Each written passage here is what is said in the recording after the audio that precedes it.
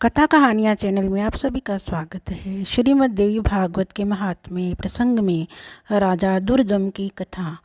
अगस्त्य जी ने कहा, हे प्रभु, मैंने आपके मुखारविंद से ये अलौकिक कथा सुन ली। अब श्रीमद् देवी भागवत का दूसरा महात्म्य सुनाने की कृपा कीजिए। स्कंद जी ने कहा, हे मुनि, अब ये कथा कहता हूँ, सुनो, जिसके एक अंश में देवी भागवत की महिमा कही गई है। ऋत्वाक नाम के एक मुनि थे। उनके यहाँ समय अनुसार पुत्र तो हुआ। रेवती का चौथा चरण गंडांत होता है, उसी से उस बालक की उत्पत्ति हुई।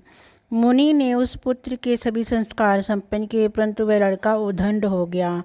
तब मुनि अत्यंत चिंतित होकर सोचने लगे, कौन ऐसा कारण है जिससे ये मेरा पुत्र महान दुष्ट हो गया।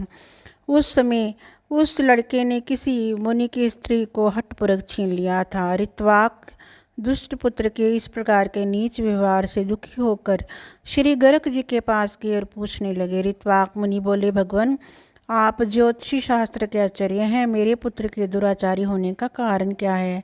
गर्ग जी ने कहा, मुनि, पुत्र के दुष्चरित होने में ना तुम कारण हो और ना माता ना कुल ही।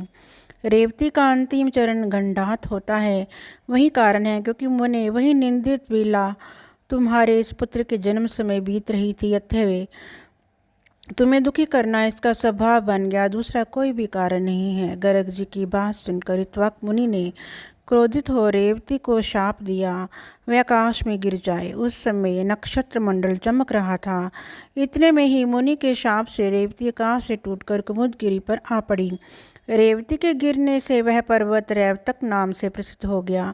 यों रेवती को शाप देने के बाद मुनिवर ऋत्वाक भगवती जगदम्बिका की आराधना करके सुख और सौभाग्य से संपन्न हो गए।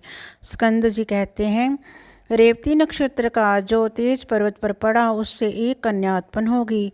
जगत में अनुपम सुंदरी होकर वह दूसरी लक्ष्मी की भांति शोभा पाने लगी। रेवती के तेज से प्रकट होने वाली उस कन्या पर प्रमुच ऋषि की दृष्टि पड़ी।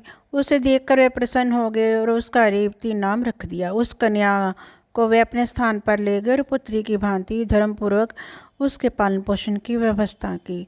जब कुछ समय बाद वह सुंदरी कन्या युवती होगी, तब उसे देखकर कौन इसके योग्य वर होगा, यो मुनि विचार करने लगे। बहुत अन्वेषण करने पर भी उसे कन्या की अनुरूप वर पाने की सफलता ना मिल सकी। तब वह अग्निशाला में जाकर अग्निदेव की उपासना करने गए। अग्निदेव प्रसन्न हुए और कन्या को वर के विषय में मुनि से बोले, मुनि, सदा धर्म में तत्पर रहने वाले तथा युद्ध में पीछे ना हटने वाले राजा दुर्दम इसके पति होंगे। अग्निदेव की ये बात सुनकर मुनि के मन में प्रसन्नता छा गई। उसी समय संयोग वश राजा दुर्दम शिकार खेलने के बहाने प्रमुख ऋषि के आश्रम पर आ गए। तब राजा आश्रम के भीतर गए, तब उन्हें मुनि दिखाई ना पड़े, अतः उन्होंने उस राजा को कन्या रेवती को बुलाया। राजा दुर्दम ने पूछा, प्रिय महाभाग, महर्षि कहाँ है, मैं उनके चरणों के दर्शन करना चाहता हूँ।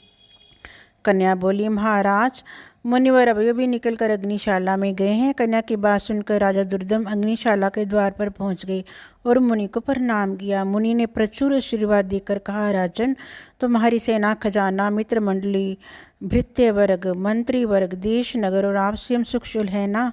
तुम्हारी पत्नी की तो कुशल पूछनी ही नहीं है, क्योंकि वह तो मेरे यहाँ ही ठहरी है, इसी से मैंने उसका समाचार नहीं पूछा। राजा ने कहा, भगवान, आपकी कृपा से सब कुशल है, पर मुझे ये बहुत आश्चर्य हो रहा है कि मेरी कौन सी पत्नी यहाँ है। ऋषि बोले, राजन, जो जगत में अद्वितीय सुंदरी है, वे रेवती नाम की तुम्हारी पत्नी यहाँ है। राजा ने कहा, प्रभु, मेरी सुभद्रा आदि भार्याएं घर पर हैं, उन्हीं को मैं जानता हूँ। भगवान रेवती के संबंध में तो मुझे कुछ भी पता नहीं। ऋषि बोले, राजन, तुमने अभी जिसे प्रिय शब्द से संबोधित किया उसे भूल गए। राजा ने कहा, मैंने वैसे ही उसे प्रिय शब्द कहकर बुलाया था, परंतु मेरी कुत्सित भावना नहीं थी। इस विषय में आप मुझ पर अप्रसन्न न हो। ऋषि बोले, राजन, तुम ठीक कहते हो, तुम्हारे मन में कोई बुरा विचार नहीं था, किंतु अग्निदेव की प्रेरणा से तुम्हें ऐसे शब्द का उच्चारण करना पड़ा। इस कन्या के पति कौन होंगे, ये बात अभी मैंने अग्निदेव से पूछी थी। उन्होंने कहा है कि राजा दुर्दम इस कन्या के स्वामी होंगे, इसे कोई टाल नहीं सकता। इसलिए राजन, मैं ये कन्या तुम्हारी सेवा में समर्पण करता हूँ, इसे स्वीकार करो। मुनि की ये बात सुनकर राजा चुप हो गए। जब मुनि उसके विवाह की विधि संपन्न करने की व्यवस्था करने लगे तो रेवती ने उनसे कहा, पिताजी, उचित तो ये है कि आप मेरा विवाह रेवती नक्षत्र में करने की कृपा करें। ऋषि बोले, पूर्व समय की बात है, ऋत्विक मुनि ने रेवती को नक्षत्र मंडल से नीचे गिरा दिया था। अब वहाँ उनका स्थान ही ना रहा, फिर उसी नक्षत्र में विवाह कैसे हो सकता है। कन्या बोली, पिताजी, आप तो जगत की रचना करने में समर्थ हैं।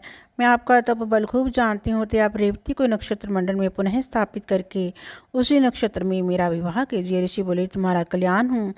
मैं तुम्हारे लिए आज ही रेवती नक्षत्र को सोम मार्ग में स्थित करके उसी में तुम्हारा विवाह संस्कार संपन्न करूँगा। इस प्रकार कहकर मुनि ने अपनी तपस्या के प्रभाव से उसी समय रेवती को नक्षत्र मंडल में पूर्ववत स्थापित कर दिया।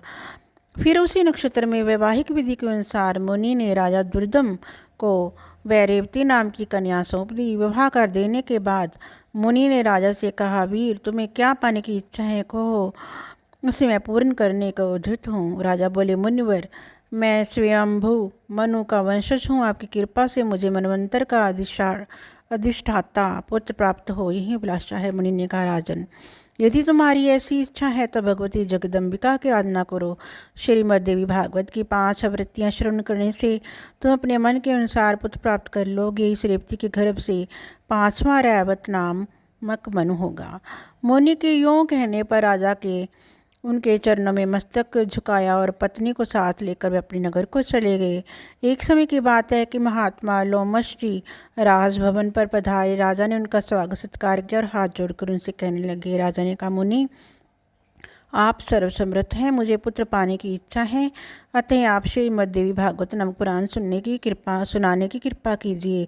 राजा की बात सुनकर लोमश जी को बड़ा आनंद हुआ। वे कहने लगे, राजन, तुम धन्य हो, तभी तो त्रिलोक जननी भगवती दुर्गा में तुम्हारी ऐसी भक्ति जागृत हो गई है। अतः राजन, मैं तुम्हें श्रीमद् देवी भागवत पुराण अवश्य सुनाऊंगा। इसकी श्रवण मात्र से कोई भी पदार्थ पाने को शेष नहीं रहता। ब्राह्मण, यों कहकर लोमश जी ने शुभ मुहूर्त में कथा आरंभ कर दी। राजा दुर्दम सप्तनिक बैठकर विधिपूर्वक कथा की 5 आवृत्तियाँ सुनते रहे। कथा समाप्त होने के दिन उन धर्मात्मा ने अत्यंत आनंद के साथ पुराण और मुनि की पूजा की और सबको दक्षिणा देकर संतुष्ट किया।